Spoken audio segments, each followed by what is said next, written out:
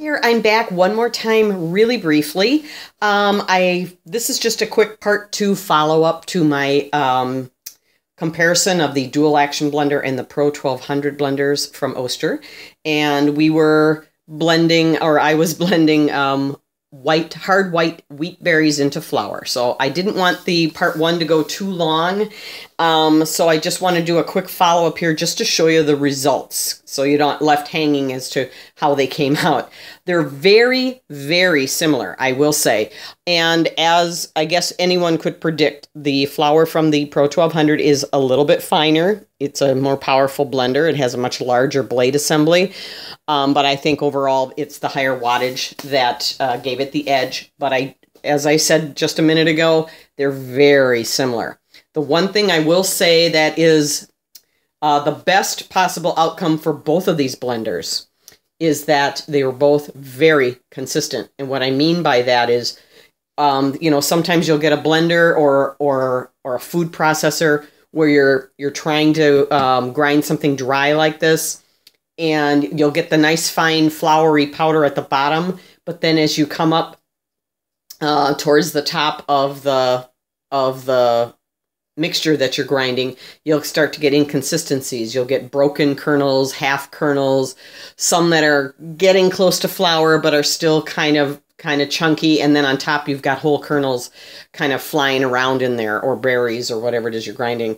And it's almost impossible, no matter how you try to sift the whole berries to the bottom, they just don't seem to get ground up, and you have this inconsistent mess that you end up having to sift through a sieve or a fine mesh strainer to get as much flour out of that as you can.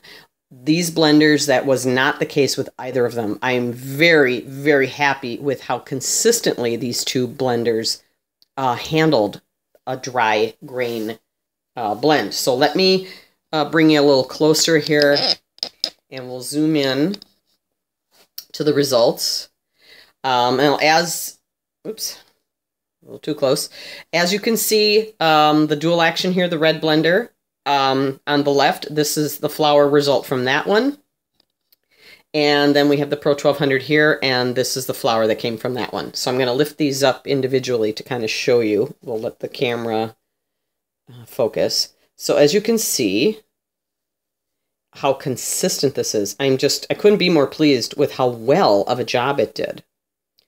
So what I did was, after the part one video ended, I went ahead and finished these, and I blended them for about an additional 3 minutes.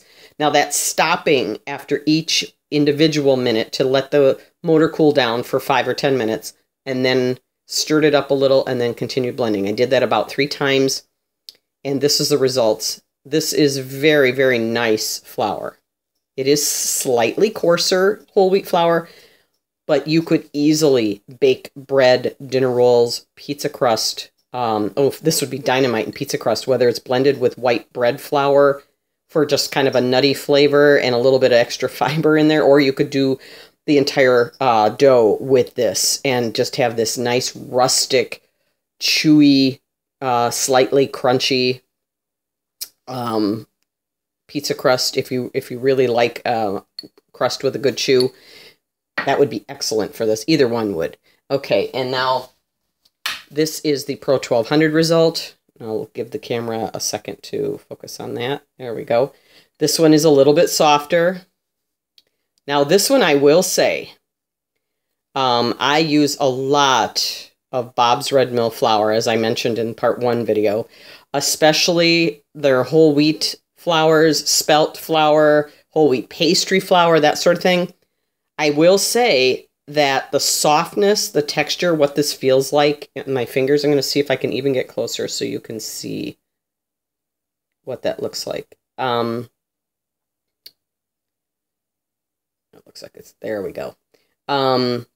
Rivals what I get out of the bag of a commercially made flour. I mean, it is that consistent and it's nice and soft. This is beautiful.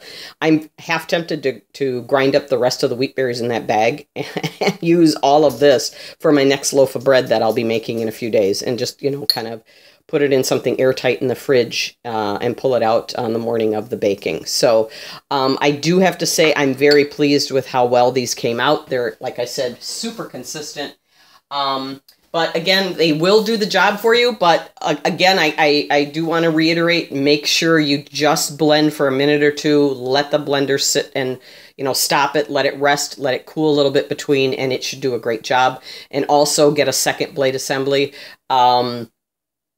I forgot to mention in part one, I did go to the Oster website to look up the blade assemblies pertinent to each of these. This one has the Fusion blender. I think it's just called a 6-point now. They don't use the Fusion name anymore. And then, of course, the Pro 1200. Each of these are only $7.99 for a replacement blade assembly. So it's really inexpensive. And you'd have that second blade assembly to use just for this type of thing. Rice into rice flour. Rice is also very hard. I forgot to mention that before, too. So, but it works wonderfully, and it's so consistent. I couldn't be more pleased with it. So enough of that. Again, have a wonderful day. Give me a thumbs up if you like my videos. And again, I hope this was super helpful to you. Have a great day. Bye-bye.